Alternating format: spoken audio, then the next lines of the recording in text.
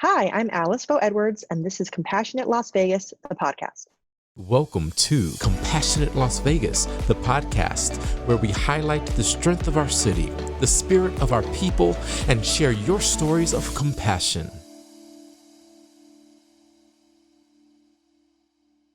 Welcome to the podcast. I am looking forward to our conversation today. I think the conversation that you and I have in this space is going to be perhaps one of the most important conversations we have on the show because we're dealing with the subject of compassion and does it make dollars and cents? So I'm kind of course, playing on the cents part of it with CENTS versus SENSE. Yeah, I can spell in English. And so your background and your just wealth of knowledge on this subject, I think is going to be immensely valuable for the audience and help to shape the future that we're going to wake up into after this whole COVID epidemic passes by. So, my first question for you is perhaps the hardest one of the show. And it's simply this, it's a two-parter. Who are you and how do you define compassion? Well, I guess that is hard to define. Often we put ourselves in different boxes, and it's hard for me to put myself in any one box. So if I'm forced to, like you said, it can be hard. I would just say I'm a citizen of the world. I like to consider myself someone who thinks on a global perspective. And that's the first question. Remind me what the second question was again? Yeah, just how do you personally define compassion or how do you describe it? I would probably define compassion simply as having and acting upon a sense of empathy. Um, I think of empathy and compassion, maybe those being kind of synonymous. So to further define that, I might say to look at those who are dealing with something, and even if it's different than something that you might personally be dealing with, to be able to thoughtfully consider how that might be impacting them, and to have that feeling from, like the "No Man is an Island" kind of poem, and feel that you want to help them in their situation, even though you may not be in the same circumstance as them. Yeah, I think that's a great definition and way to describe it, and it's right in line with so many of our other guests and how they view that subject. Compassion is so broad and so huge that I mean, there's no one right way to describe it, but one consistent theme is definitely that empathy piece. So, thank you for that.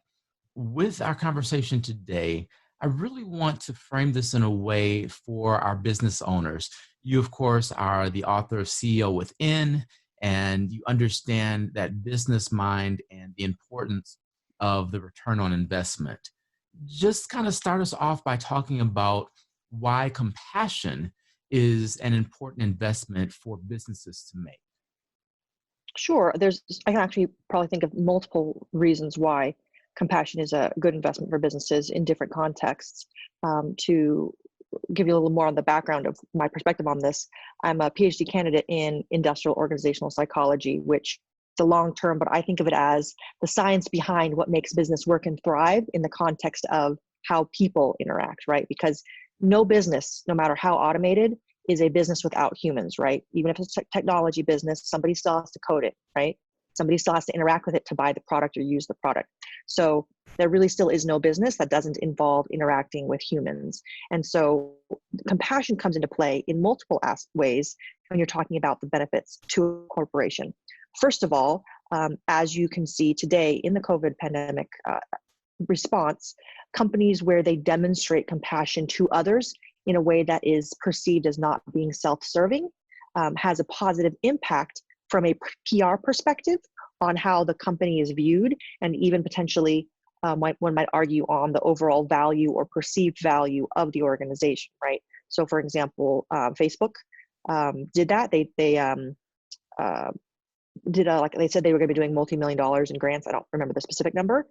As another example, while not displaying external compassion from an internal compassion perspective, don't quote me on the specific company, but I'm thinking it was Disney or another of those kinds of top 500 kind of CEOs and upper executive branches, several of those organizational leaders at the top tier executive level have come forward and said that they are entirely cutting their salary for the year or cutting their salary in half for the year at the top level. And the reason behind that is so that they don't have to cut the salaries of the employees more at the front lines who are at a lower pay grade, because if you know, normally CEOs and those top executives, especially in those larger companies with thousands and thousands of employees, can make so many more times, right, what the bottom level makes, that they can really significantly affect their bottom line and help them get through this if those upper level people are willing to, just not be the one who makes millions of dollars,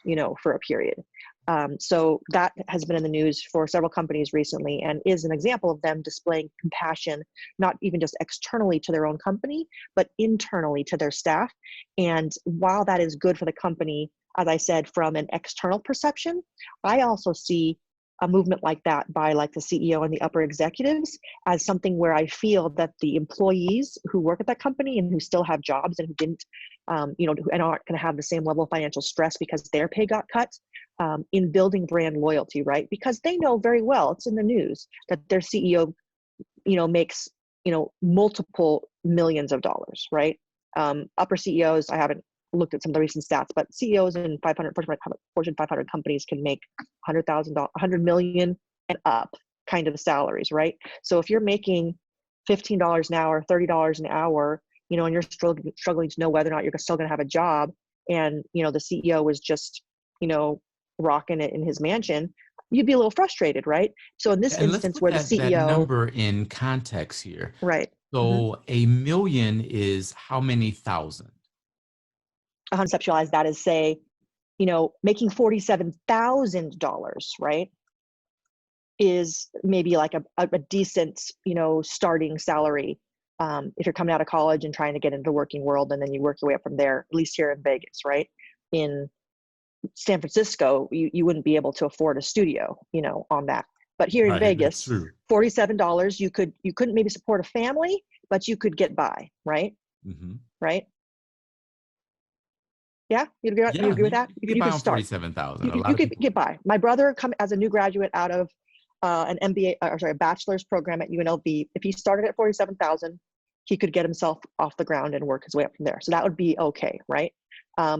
Now, in context, right, to get to Bob Iger, CEO of Disney's salary, you take that, 47 million, and if he says, "Hey, I'll forego my salary," how many of his employees, frontline Disneyland worker kind of people in the 47-ish bracket, thousand a year, right, can instead have his salary be applied to, right? The one guy compared to how many of his worker bees.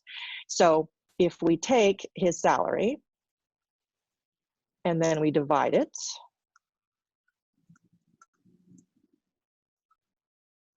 one second.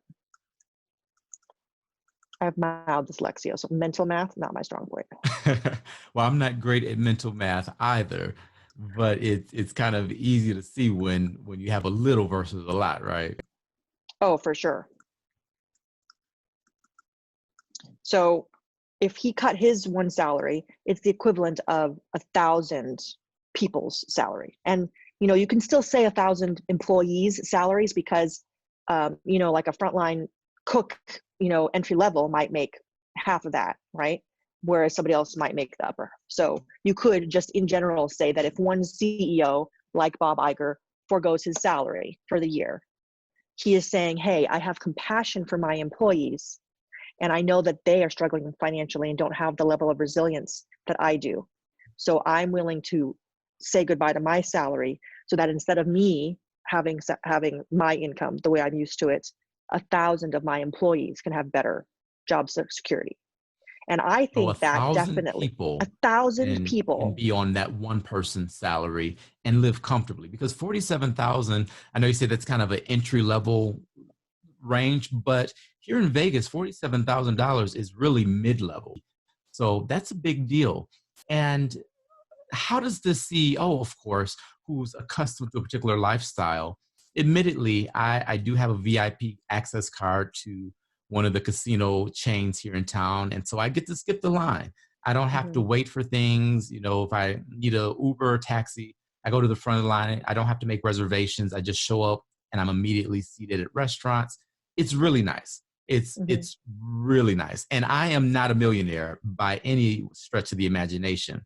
So how does the CEO see the WIFM? What's in it for me when it comes to making compassionate choices like that? So, I don't know if you noticed, but stocks have crashed pretty poorly, right?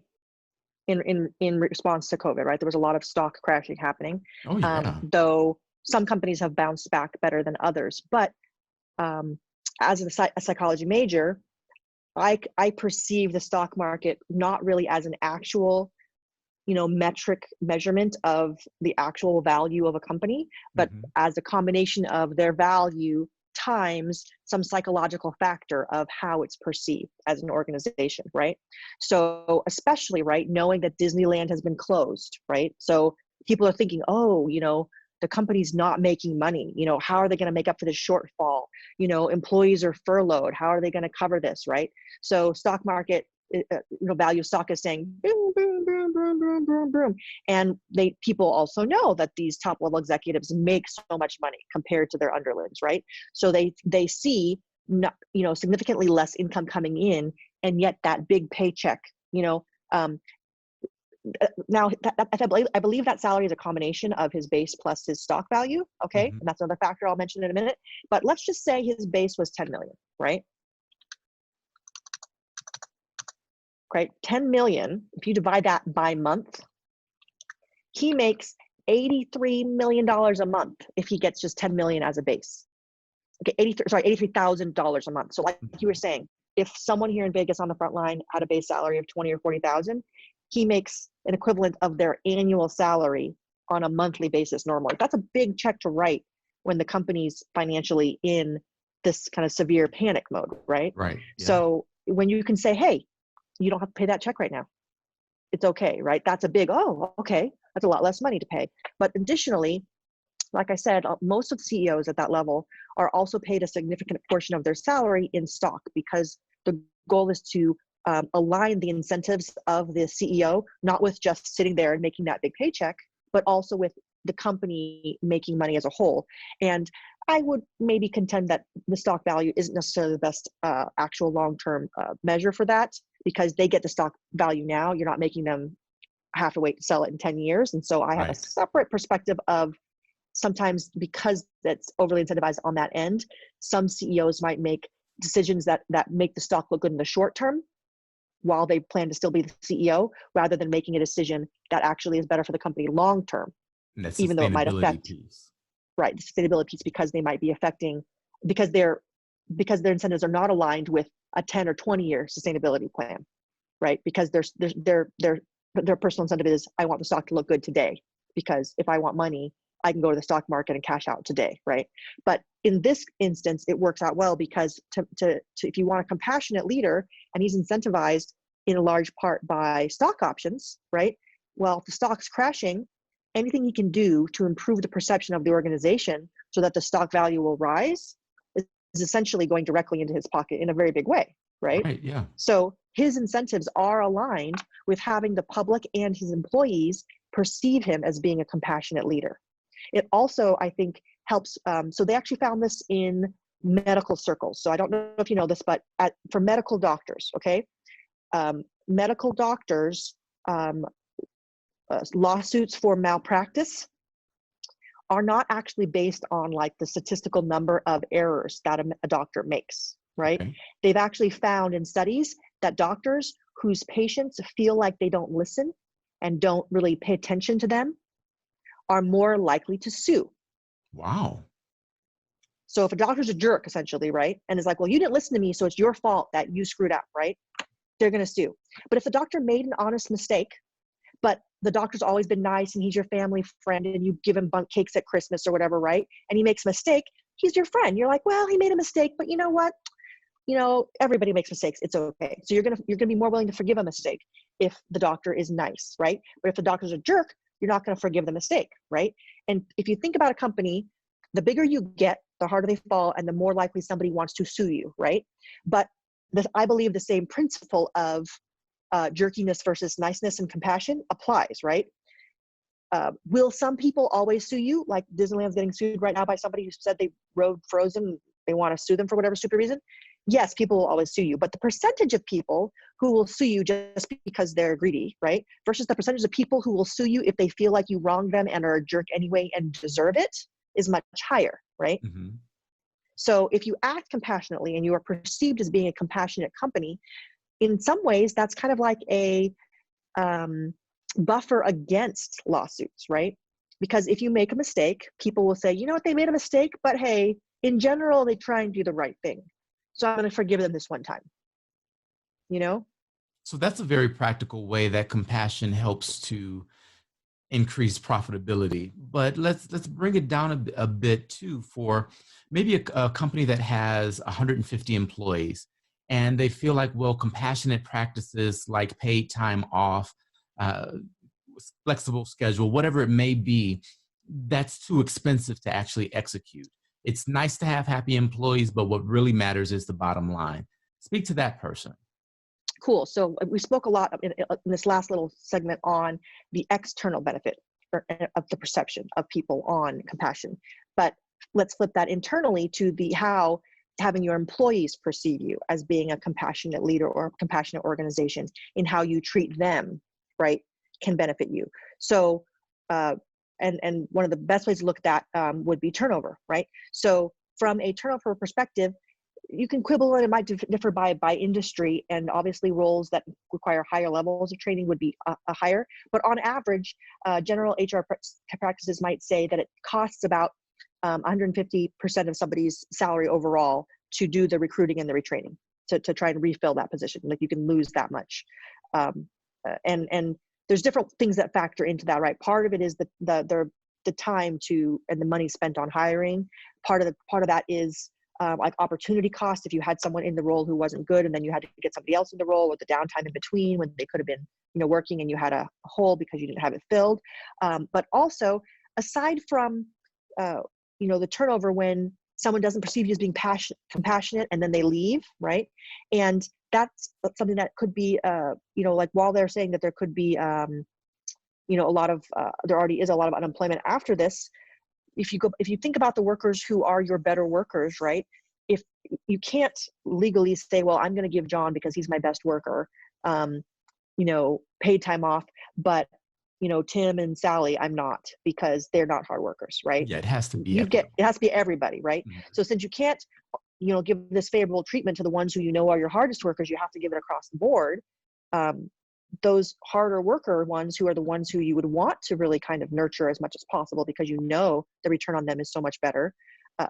If they feel like you didn't treat them compassionately, they are the ones who would be more employable elsewhere also, right? Yeah, that's so very as soon true. as this comes back, they'll be like, you didn't, the loyalty, I think, is something that companies consider when they're considering their bottom line, right? Because if an employee is loyal to you, if they feel like you care about them, and then they want to care about you more, we call it organizational commitment. That's the term we use when we're talking about measuring it scientifically, right? So organizational commitment to the organization. When they have higher commitment to the organization, you see less theft, right? They care less about taking home that ream of paper from the office, or box of toilet paper from the office supplies, right? Well, So right you see now, I less don't know. That toilet paper is kind of like right gold. now. Yeah, exactly. Right now it might not be true, but you know what? Right now, if I was a compassionate boss, I would say, come by and pick up some toilet paper. It's okay. The office doesn't need it. That's what I do if I was a compassionate boss right now. But in general, there's a lot of small office thefts like that, right? But those types of office thefts also are in office time, right? So employees who feel like an organization isn't treating them equitably or fairly, it's like a self-policing thing, right? If you don't want to treat me equitably, then I'm not going to feel like I need to treat you equitably.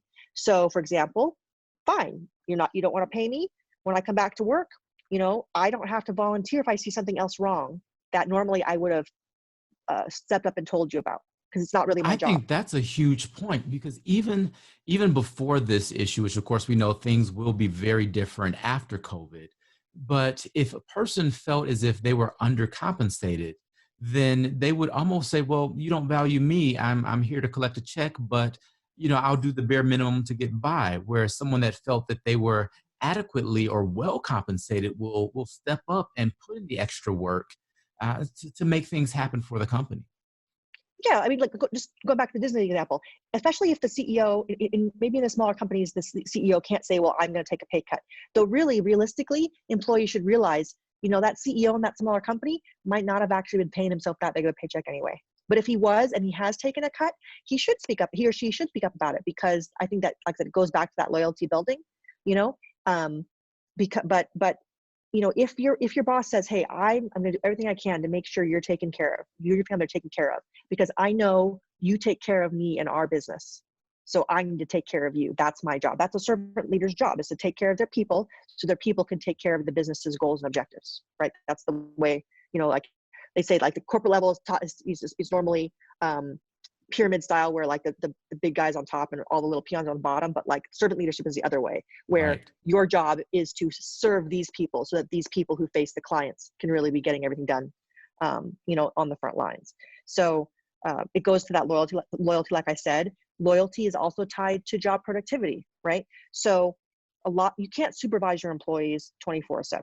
You have your own work to do. So let's say that, like you said, you were saying a restaurant kind of worker, right? Well, a restaurant worker, I worked in a restaurant kind of job when I was a teenager. Um, as a restaurant worker, you can choose to just stand there and do nothing when there's not a client, in the room needing something done, right? Or you can be cleaning corners and cracks that hadn't been cleaned in a while, or reorganizing the stock room, or doing inventory, or doing all these other things that maybe you're not being specifically told you should do, but somebody should get around to doing, and you could take that initiative if you so chose, right? And I'm Right. that Yeah. kind of employee who typically has done that kind of extra initiative thing, right? But if I had been doing that kind of extra initiative kind of thing before, right? And then my boss screwed me over, right? During COVID, right? Post COVID, I'd be like, "Gee, you screwed me over. If you're not here watching me and I've done my bare minimum, I'm just a waitress. I'm supposed to wait on people. There's no people here for me to wait on. My job is, done. While there's no people to wait on, I might feel perfectly justified in being on my phone looking for another job, or working on my blog, or whatever the hell else I wanted to do, because I'm Yeah. meeting the bare minimum job requirements that I'm supposed to do. And you didn't go above and beyond what your requirements were for me. So why should I go out of my way for you if you've demonstrated to me now that you have no loyalty to me?"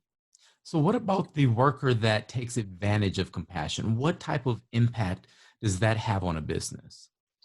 See, I think there's a tricky thing, right? With when people are concerned about people taking advantage. I think sometimes some employers, um, the psychologically trying to create a compassionate culture without creating a culture where people think that compassion means that they can slack, is where people get confused, right? And I think in the verbiage and the tone and the policies and procedures and how you enact it with your employees, it can be very difficult to try and understand what that looks like. Mhm. So, for example, one of my clients, I advised them, did something that I would not feel, that I did not feel was recommended, in that they made a unlimited um, PTO policy. And a That's lot of becoming more companies popular do now, that. too. Yeah. I'm against it. I am against it. But the problem is, if that's a type of policy that can be very easily, like you said, taken advantage of, especially when you don't offer it, while at the same time having a very strong HR team and leadership team with very clear metric-based job requirements for what it means to do your job and do your job well for your Let's compensation. pause there because I think that one key insight can change the game. If you have particular exacting standards for your team members, then it doesn't matter if it takes them 10 minutes or 10 hours. If it gets done, it gets done and it meets the objectives of the organization. So having those key metrics I think is a good way to begin compassionate leadership. Definitely, because I think one of the biggest problems in uh, the relationship between managers and their employees, right, is when you feel as an employee like you thought you were doing your job, you thought you were doing well, and then you go into that quarterly review or whatever, and they slam you, and it can be so disheartening because you're like, but I tried, like I thought I did everything right, and here, so many months in, now you're telling me I did everything wrong, right? Why didn't I know, or why wasn't I given opportunities to correct or fix this that were clear to me, right? And some people, when you're trying to communicate with them, you think you're communicating and you're just going by, right? Right. Just passing in the wind. And that's why I like numbers, right? I like quantitative communication, not qualitative communication, because qualitative, oh, yeah, that's okay. Actually, the word okay, the way my husband uses the word okay, means great, right? Because if we go to a Oh. restaurant and he actually says, that was okay, it was fabulous. I mean, we have to be in like a 5-star, or maybe not 5-star, but 4-star restaurant before it gets okay, right? Mhm. Like how he uses the term is not the same as the way I use the term. So sometimes we think we're communicating and we're not, because how people are perceiving that word means something totally different. Just like you said a minute ago, right? If we say, hey, I think $40,000 is a good salary, right? To the CEO of Disney, would $40,000 be a good salary? Absolutely No, not. right? So the perception of that as a monetary thing means something totally different. So similarly, how we use words can be perceived differently. But if we, instead of saying on a score of 1 to 5, were they a great employee or a poor employee, right? If it's more like, if you're a waitress, right? We do customer surveys and they're supposed to fill out these cards, right? And your job is to try and, I would say, I would create, if I was me, I would work with the company or the client to help them create a plan that tries to help make the customer or the waitress, get more of those filled in, because you don't want them to just have one, right? Because if you have one, in general, people are more likely to bother filling that stuff in when they're bad than when they're good, Right. right? That's true. Yeah. So if you just get a couple now and then, and you're only judging based on that, and they're mostly negative, you're going to be skewing things not in a realistic way, right? Because it just because people's human nature, people are more likely to complain than to just come up and be like, gee, that employee was so great, right? Mhm. So really, if you're going to create a metric based on customer satisfaction kind of feedback, you need to very strongly, heavily weight the positive feedback, because trying to get it out of clients is so hard usually, right? So that positive feedback should be worth a lot more than negative feedback in trying to weigh um, the impact of a customer facing employee from my perspective. But anyway, but that goes to making some kind of metric is the point. So if you use some kind of metric based system and it's clearly explained and it's the same for all employees, you can clearly know how you're doing. And some people are more competitive, so they, if they're able to like look at their own score against somebody else's, and they like being best, they can try and be the best. But even if they're not the kind of person who likes to be the best, they still know what the minimum bar is they need to hit to keep their job, right? Right. You know what I mean? And if they're not meeting that minimum bar, right, and they know that, yes, they have all the vacation time they want, and they're not meeting the median bar, and you don't fire them for taking on the PTO. You would fire them because they got a warning that they weren't meeting their minimum numerical bar, and after the second warning, they're gone, right? But if they know that, and they know what the numerical bar is, and they can track themselves against it, and they want the job, they'll self-opt not to use the PTO. You know what I mean? So I think those two parts need to be balanced, but the problem comes when they're not balanced. That's when a lot Let of me the ask this. taking advantage of programs comes into place. So for that employee that does want to be the best, that doesn't ever take time off because there's always something they know they could be doing differently, better, more, whatever it may be. How do you, as a compassionate leader, give that person permission or encourage that person?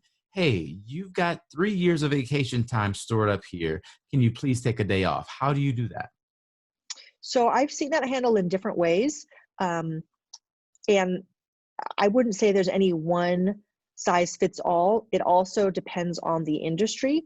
For example, some industries are more prone to burnout. And so in those industries, I would probably suggest requiring a minimum forced amount of time off just for mental health, right? So if you were a medical doctor and you had not taken any of your time off in 2 or 3 years, I'd be like, dude, even if you just take the week off and go to like a CE thing, you have to not be in ER working on dying people for a week. You know what I mean? So I haven't looked at any hospital records, but I would think that there probably is, some kind of general policy that's in alignment with that. But in other areas, for example, one thing I've seen in the Water and Power Union, in seeing how it's worked with my family members, is what they do for those hardworking employees, right, who like to work a lot, is they create a structure where you can take extra time worked as either vacation time or extra pay. Oh, So, and they work that into their union to make it, legal and all that. So they can choose if they want the extra time or the extra money. And I like that kind of idea, however it works out for an individual organization, of having of that. And actually, I think this is part of being compassionate, right? If you're a family person and you need the money, so you need to be working, and family vacations, because now you're talking about more people that you have to pay to send somewhere, right? You don't take that many of them. Maybe you want to work more, right? Because you need that money more at home, right? But maybe someone else likes taking more vacations and has more financial flexibility, and they want the extra vacation, right? So if you have one system and you're trying to shove everybody into one system and say that this one system has to work for everybody, how is that actually compassionate, right? Because you're not accounting for variances between people's individual needs, right? mm-hmm. So then you have, like you said, some people who have all this vacation time stored up, and you're not even giving them the option of getting it at cash. If it was me, at minimum, I would say, hey, if you have a vacation time policy, you would say once you reach, 3 weeks, you're only supposed to carry, let's say, 2 weeks forward, right? Because I just can't have you take a month off because it's no business continuity or whatever, right? So you can only carry 2 weeks at a time, right? Once you get to 2 weeks, you have to either go back and use half a week or something, you know what I mean? However the company was going to do the policy, or we're just going to pay you a check for that amount to get you back down below the maximum allowable vacation threshold or something like that. If I would do something like that, at a minimum kind of entry level place to how to address those two things. But I really felt that the way that my father's company that he worked at did it, where on any time you were asked to do the overtime this week you could be, hey, I want to use I want it as PTO, thank you. Next week, nope, I need the cash right now, give it to me as cash, right? Like they could choose on a per instance of doing the vacation basis. Now they're a bigger company, so like you said, smaller companies have less structure and ability to manage more complex structures, but as I said in the first example, there's still ways to build it in. And also, I think that more companies should think about how to align income across all levels to organizational performance, not just like executive levels. You know what I mean? I've worked in companies where they did do bonuses to all employees, not just to top level employees, which is like a simple, annual way to kind of do that alignment. Personally, the more you can do it frequently, the better I think it is, because it goes back to the Pavlov's dogs experience, right? Or where psychologically, the closer the reward is to the event that caused the reward, the more likely you are to realize, oh, I should do more of this because I'm rewarded for it, right? So an annual reward does not do that well, but it's better than nothing if you're a small company and you only have so much, time to try and manage things, But even a certificate, a thank you note, a call, a pat on the back. I mean, those little simple things do have a measurable effect. If you don't do them, people notice. And of course, we know everyone is different as far as their love language, even at work. But making sure that you are acknowledging when someone does a good job can be a bonus in a sense. Well, and you should explain to people what you mean by the love languages, but I think the concept of the love languages ties with what we're saying in terms of when you're trying to be compassionate, you can't be compassionate in just one language, because anybody who's one of the other 4 languages may not be actually receiving the passion you're trying to give if you're only giving it in the one flavor. But just maybe quickly summarize the 5 love languages. Yeah, absolutely. And that's a great point. So for the listening and viewing audience that may not be familiar, there's a excellent kind of framework for loving people in different ways. And I believe the author's name is Gary Chapman. We'll put it in the notes there to confirm. But he identifies 5 different ways in which people feel or experience love. One is an act of service, so literally doing something for someone else. Another way is words of affirmation, so saying, hey, you did a good job. Another language would be giving a gift, so that bonus, that time off, that's a way to express love. Quality time may be another way, which let's talk about how that would work in a workplace. But giving someone that undevoted, that attention, that direct time with someone else. And there's a fifth one that's not coming to mind, Alice. Do you know what the fifth one I'm missing is? So let's see. Is it touch? I think it's physical Physical touch, touch. Physical which we touch, have to be right? careful in the workplace Yes, now. but maybe it would be like the hand on the shoulder, or if it was a hugging approved environment, it could be a hug. But even like a hand on a shoulder, or when you're talking to someone, they're having a rough day, that, that's really rough. I'm sorry you're going through that, where you just, hold and squeeze their hand gently, can be that. But like I said, to be compassionate, for me, compassion starts with following the platinum rule. Are you familiar with the platinum rule? Let's talk about it, because we talk about the golden rule. Right. So the golden rule is do unto others as you would have done unto them. But we just said that there's 5 love languages, right?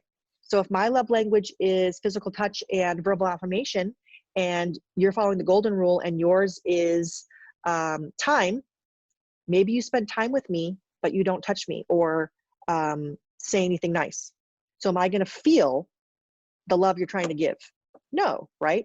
So the golden rule in this case would have been a fail, right? Mm-hmm. So the platinum rule says, do unto others as they would have done to them. Yeah. Right? So it pulls in that empathy part of, hey, if I really want to do well by people, I can't do for them what I think they would want or need. I need to know what it is they want. I use this on technology side with my technology clients on saying, hey, if you're going to develop a product, you need to know what the intended users need or want. You Right. can't imagine you know for them how it's going to work, because otherwise your UI is going to fall flat on its face, right? Because they're not going to use it the way that you want them to use it and get the benefit that you want out of it.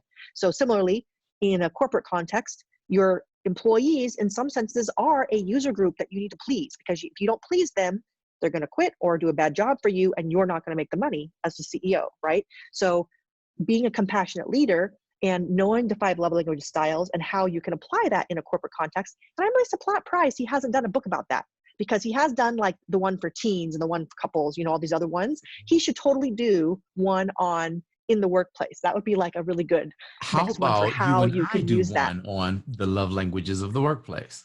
We could, but I don't know. We'd have to see how, we can definitely talk about it for sure. But yeah, You're so like supposed to say, absolutely, yes, let's do this I now. want to, but I don't want him to get mad at me for like, stepping on his, his term or whatever. I don't know if it's like trademarked or whatever. Well, we but clearly couldn't call it 5 love languages, but we'll exactly. talk about it offline. Yeah. We'll make it No, happen. For sure. But or 5 compassionate styles, right? Of conveying caring to your employees is maybe the way that you would express it, because love and work might get a little bit weird to people, right? So because not everyone, like there's like the agape love versus the brotherly love. Not everyone understands those different styles of love when you're using the word love. So right. Caring for employees in a compassionate way, the 5 styles could be, however you want to talk about that. But yeah, so in the workplace context right now, if you were a smaller employer and you were like, gee, I don't have money to give, right? And, but I still want my employees to know that I care. How could I do that, right? There are still ways you could through each of the 5 love languages, right?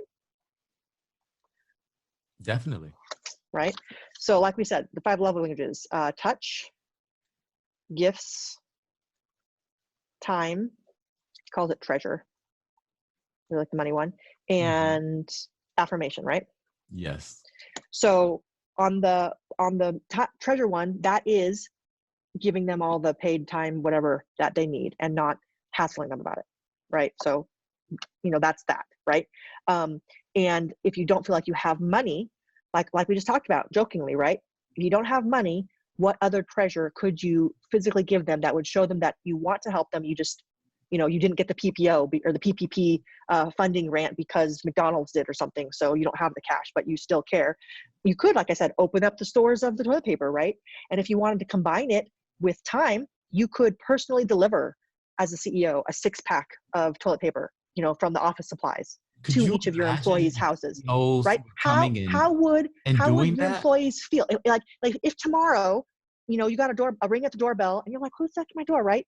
And so maybe you don't even answer it, right? Because you're like, I'm not expecting anybody, we're supposed to be social distancing, right? But then if you got a text from your boss, hey, FYI, I know we're cashed out at the company right now and we're all social distancing, but we have all these office supplies, so I'm just doing a little drop-by gift care package for everybody. Pick it up when you can. It's outside. How flabbergasted and floored and cared for would you feel? Yeah, that would be amazing. Right? So that's an example of kind of combining gift, time, and treasure kind of all in one, right? So it could apply to any three of those, which is good, right? Because if you don't know which love language they are, you kind of covered three all in one, right? And you Pretty can't really good do a odds. touch right now. You can't really do a touch right now because we're physical distancing. But, if you did a care package like that and you like included a little letter that said, you know what, you're my staff and my staff are my treasure, like you're what makes this company work. Thank you for hanging in there with me, and you put that with that package, you'd be doing everything but touch all in one. And if you're just using supplies, you already have the office, all you're costing yourself is a little bit of your own time and driving around town. You know what I mean? Yeah. And it still can kind of impact that touch because the It's something that they acknowledgement receive that you're physically. there It physically, is, like yeah. that So still kind of because you works. physically drove. Yeah, I see Yeah. you right. Yeah. So because especially since people know you can't be physically touchy right now anyway, and maybe like I said, in the physical context with work just a little bit differently. Yeah. The fact that you bothered to drive over, that you didn't just mail it, right? Would mean a lot in terms of the touching aspect. And it is something that they physically can hold. So maybe the physical and the gifting kind of goes together like that. But yeah, so that's just an example, right, that we just came up with here on the show without even really thinking too hard, that would cover all 5 of those, that would show compassion and build loyalty within your employees and make them feel cared for and help address issues of stress, because people are stressing out over toilet paper and all that, while costing the company almost nothing, right?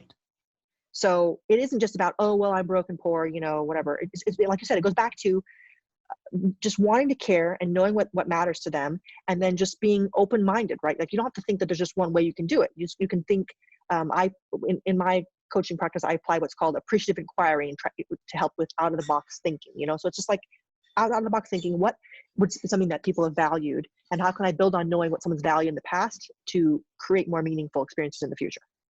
Yeah. So we will have to do this again because there's so much more that we could dive into. But before we end the show today, tell people how they can connect with you. Are you on social media? Do you have a website? What's the best way to get connected? I am on social media, but I warn you, I'm not a frequent follower or connector on there, but I am on LinkedIn and Facebook. Facebook, it's Alice Vo. LinkedIn, I think it's just Alice Vo Edwards. And then I have a personal site, alicevoedwards.com, which is the best way to kind of use as a gateway to get to any of my other sites for my different books and or consulting practice organizations, since I'm involved in several different ventures. So that's a great starting place. And it's just Alice Vo Edwards, which is ALICE, V like in Victor, OEDWARDS.com. Awesome. And we'll make sure that that's linked in the description as well. We always want to make sure we give our listening audience something practical that they can implement starting today. Of course, we do have CEOs that are listening, but we also have frontline workers and those that are looking for work right now as well, or recently laid off, or maybe they've been laid off a while at this point because we're, 6 weeks in or so to the shutdown here. What practical ways can employers and employees act in compassion in this moment right now? Maybe a practice they can begin starting today. I would recommend that if nothing else, if they're still, virtually interacting with employees, that they take a moment to try and spend a little more time talking about how it's impacting the employee and being personal. I know with me, I struggle with being very work oriented, so it'd be very easy for me to start work and not say anything like, hey, how's your day?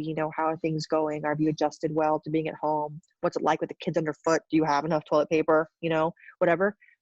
It's very easy for me to be just so work oriented that I skip any of those pleasantries, which inadvertently can sometimes make me seem colder or less like I care. And it's not that I don't care, but it's just that I'm busy thinking down this one track. And if you don't bring up the other stuff, I don't think about it on my own. But in practicing compassion, finding a time to pause and to think about that, or to open conversations with coworkers or employees in asking how they're doing and if there's anything that you could be doing to try and help them, I think would be a good step. And that implies even for employees in how they talk to their peers or in how they talk to their loved ones, even at home, on how they can do it better. You know, like an employee could talk to their kids and be like, hey, how can we be compassionate to each other? I'm trying to work here from home, or I'm stressing about my job and you're yelling in the background or whatever. How can we be compassionate to each other and help each other better cope with, you know, our new reality, you know? For me, I'm like, kids, come on, I'm trying to be on the phone, right? So I send them into the backyard. Thankfully, we have a backyard they can go to, and I can make it very comfortable for them. So then they're not suffering, but then we can both be compassionate to each other while they still have freedom to be them, and I still have freedom to be me. I think that's very good. And that does cover the entire spectrum. So great compassionate practice to employ. In one or two words, a sentence or two, how are you embodying compassion in Las Vegas today?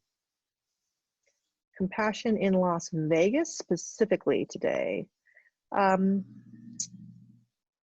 I would say probably through my volunteering with Nevada Coalition for Suicide Prevention as a trainer for Safe Talk classes. The only caveat on that is, since Safe Talk is required to be an in-person class, I can't actually do it right this minute because they want it to be in person. But I am in the process of getting trained for some online methods so that I can still provide alternative training, but it's not Nevada Coalition of Suicide Prevention approved because they only like in-person methods. But perhaps they may need to learn to adapt after this. So Yeah, I'm things looking are into those other changing. methods myself. But that's huge. And I don't have time to go into that piece of it today. But that suicide prevention, I think this time that we're in, where people are so isolated, they need to know that there's hope, that there's light. And we as the general population need to know the signs and what to do in that situation. So are there some resources you can recommend for us to learn during this time? Well, I think the best single resource that I would recommend is that people save to their phone book the crisis hotline, which is that you can text, which is 741 741. And if you're upset about anything, or if you're concerned about anyone else in any way, shape, or form, you can just start a text. You just text 741 741 and talk to them about what's going on. I've used this for my own crisis support things. And also, it doesn't have to be about you. It can be about if you're concerned about someone else and you're not sure what to do. In one instance, I had an intervention that I was doing with somebody else, but I was still stressing about it because I felt like maybe I hadn't done enough, or that maybe I'd overlooked something else that I should have done that I hadn't thought about. And so it was still kind of in my head. And so I was even able to text them about that. And they were able to help me feel, good that I checked all the right boxes and did all the right stuff. But I think a lot of people are scared about texting a weird number, but that's why I always say, don't wait until you're in crisis to try it. Just try texting them now, just to say, I'm just feeling stir crazy about COVID, and just see how they respond, just so you can start building that comfort level to see how well trained they are. Because I'm telling you, I'm extremely impressed every time I interact with that crisis text hotline that we have here in the US, 741 741, that and how well via text they convey personal affirmation of what you're dealing with emotionally, and provide helpful support while still asking the good questions about safety and things. So they're really very impressive. And for people who are traveling internationally but still have text access, like I do when I'm traveling with T-Mobile, you can still get crisis support when you're in an international location for free if you have that free texting. So Nice. it's pretty sweet. That's my number one go-to. Awesome. 741 741. Yep. Thank you so much for being on the show today, Alice. This was amazing, and we definitely have to have you back, okay? Sounds good. Thanks for having me. We'll leave it there. Treat others how you'd like to be treated. And that's the golden rule. Camp Anytown has taught me that knowledge is power, and if I utilize my voice, I can make a difference in the world, no matter how big or small. I learned that as long as we stand together, we can accomplish so much more. What Camp Anytown has taught me is that I am not crazy to think I can change the world. I'm crazy if I think I can do it alone. Camp Anytown has taught me that just because I'm different does not mean I don't belong. I learned at Camp Anytown to be more compassionate because you never know what somebody else is going through. Camp Anytown is a no-cost youth leadership camp that trains high school students in diversity, community, and inclusivity. When you choose the Golden Rule license plate, you play a part in a local camp that helps shape a better tomorrow. Learn more at dmvnv.com.